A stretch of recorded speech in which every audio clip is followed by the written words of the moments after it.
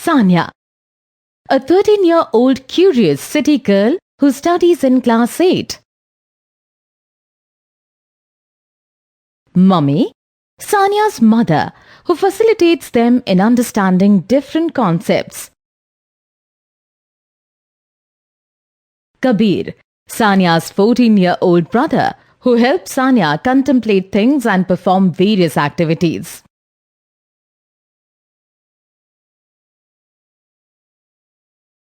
In Sanya's house, there is a room on the roof in which the junk of the house is stored. Sanya uses this room for conducting her experiments. Sanya notices that the door of that room is broken.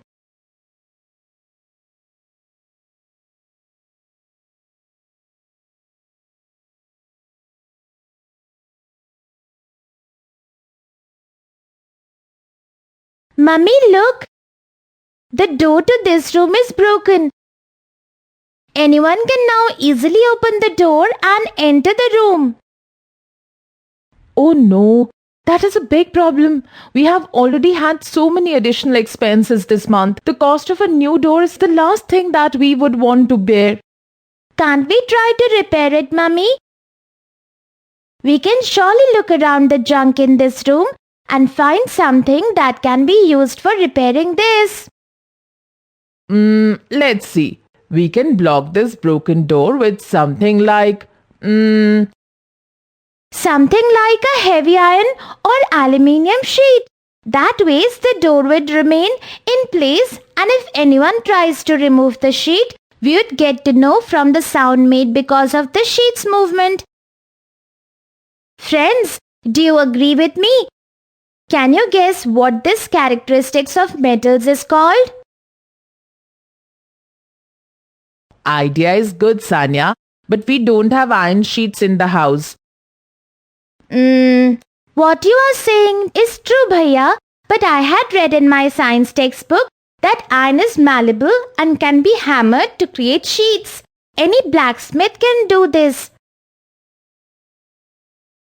Yes, that sounds good, Sanya.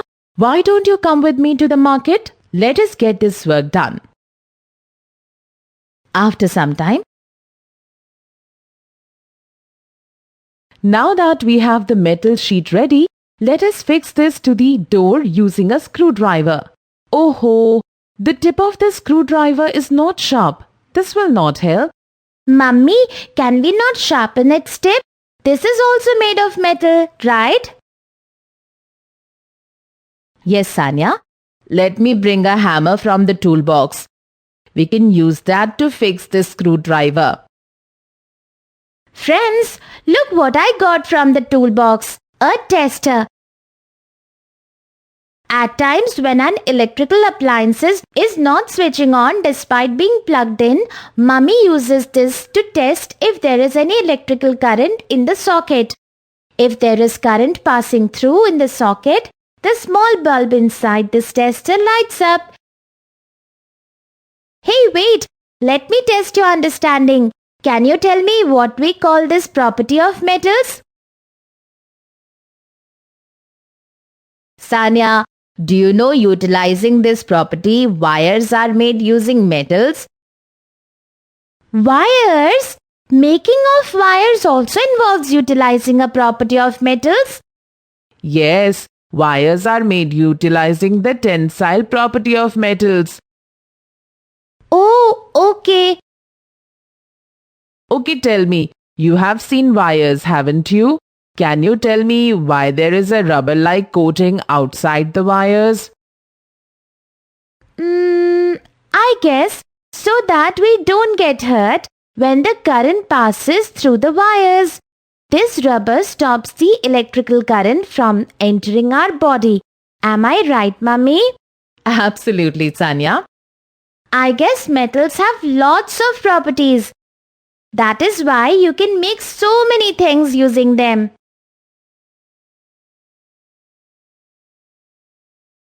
Can you tell me another property of metals? Okay. Have you ever noticed how when I cook and I hold the hot metal pan using a cloth or a rubber handle? Why do you think I do that? That's because when we make food in utensils of aluminium and steel, they get hot and holding them with bare fingers can burn our fingers. I guess metals are heat conductors, but the cloth, plastic or rubber stops heat from reaching us. Am I right? Do you know, Sanya, we can differentiate between metals and non-metals using these properties. I remember reading that non-metals don't have the properties that metals have. Friends, can you tell me the names of some non-metals? Bhaiya, don't you think we should have used a copper sheet for the door instead of an iron sheet? Iron can rust off. Come here, both of you. Let me show you something. Mummy, what is this green color over this utensil surface? Is this rust? No, Sanya, this is not rust. However, rust forms in a similar manner as this green layer. The difference is that when iron mixes with moisture, rust is formed on the surface of iron, and when copper mixes with oxygen, this green layer is formed on the surface of copper. Oh, so you mean all metals and non-metals undergo some chemical reactions when they come in contact with moisture and oxygen, isn't it? You know, Sanya, there is one metal that reacts very quickly when it comes in contact with oxygen or moisture. It is therefore always stored in kerosene. Can you find out its name? Friends, I would need your help in finding the name of this metal. Can you research and tell me this metal's name?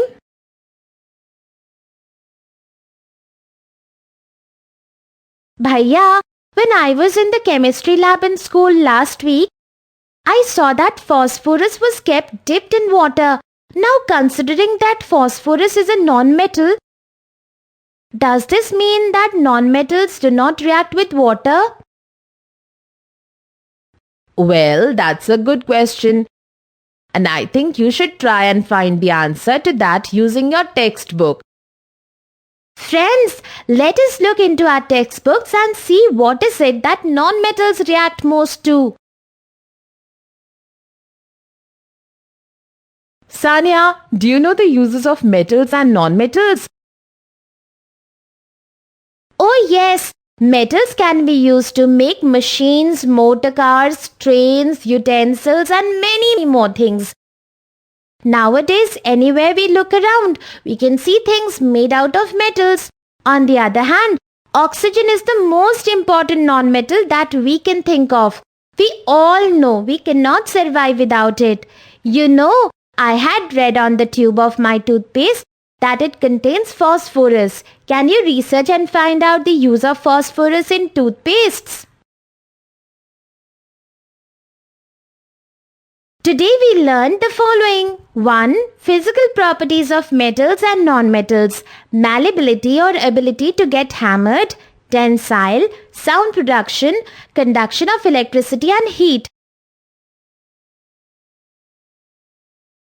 Chemical properties of metals and non-metals. Reaction with air, water and acid. Objects made using metals and non-metals. Thank you.